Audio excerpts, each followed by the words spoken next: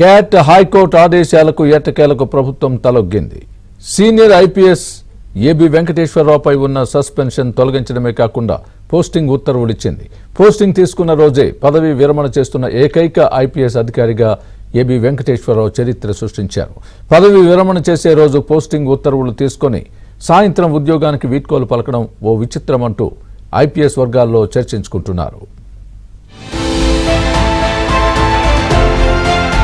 YCP ప్రభుత్వం అధికారంలోకి వచ్చిన నాటి నుంచి 5 సంవత్సరాల పాటు ప్రభుత్వం కక్ష సాధింపు చర్యలకు బలైన ఏబీ వెంకటేశ్వరరావుకు ఎట్టకేలకు చివరి రోజు ప్రభుత్వం పోస్టింగ్ ఇచ్చింది.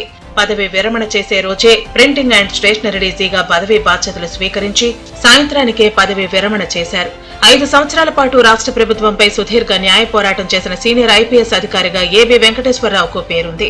ఐపీఎస్ అధికారిగా పదవి బాధ్యతలు స్వీకరించిన నాటి నుంచి నిజాయితీ, సమర్థుడైన అధికారిగా పేరు తెచ్చుకున్న ఏబీ వెంకటేశ్వరరావు టీడీపీ హయాంలో విజయవాడ పోలీస్ కమిషనర్ గా, ఆ తర్వాత ఇంటెలిజెన్స్ చీఫ్ గా వ్యవహరించారు. వైసీపీ ప్రభుత్వం అధికారంలోకి వచ్చిన వెంటనే ఏబీ వెంకటేశ్వరరావుపై కక్ష సాధింపు చర్యలు చేపట్టింది. రక్షణ పరికరాల కొనుగోలు వ్యవహారంలో ఏబీ వెంకటేశ్వరరావు అవకతవకలకు పాల్పడ్డారని ఏసీబీతో పాటు కేసు నమోదు చేయించడమే కాకుండా ఆయన్ని సస్పెండ్ చేశారు.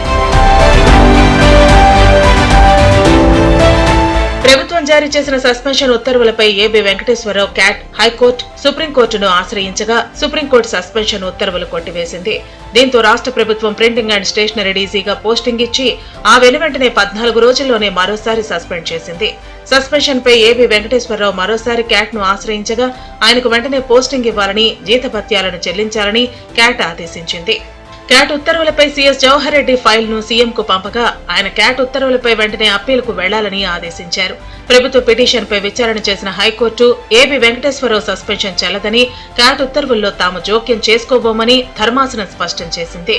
ఆయన శుక్రవారం నాడు పదవి విరమణ చేస్తున్న విషయాన్ని గుర్తుంచుకోవాలని హైకోర్టు వ్యాఖ్యానించింది.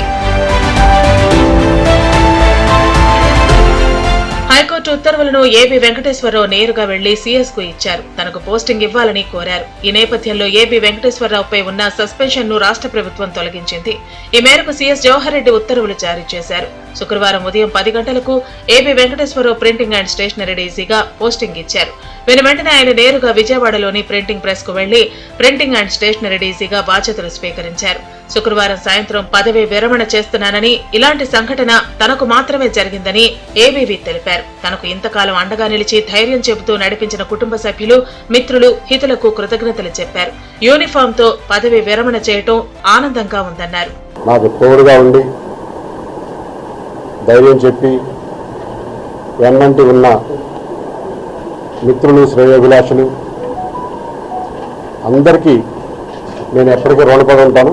నా ఈ 4 సంవత్సరాల ప్రయాణంలో అన్ని ఒడిదుడుకుల్లోనూ నాతో పాటు తోడుగా ఉన్నటువంటి నా కుటుంబ సభ్యులకి, మిత్రులకి, శ్రేయోభిలాషులకి, దేశ విదేశాల్లో ఉన్న శ్రేయోభిలాషులందరికీ నేను ఎల్లప్పుడూ కృతజ్ఞతగానే ఉంటాను.